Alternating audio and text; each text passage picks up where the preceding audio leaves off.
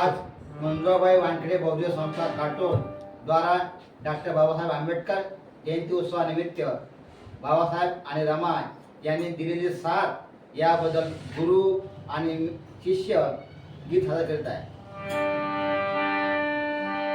माझ्या भीमाच्या नावात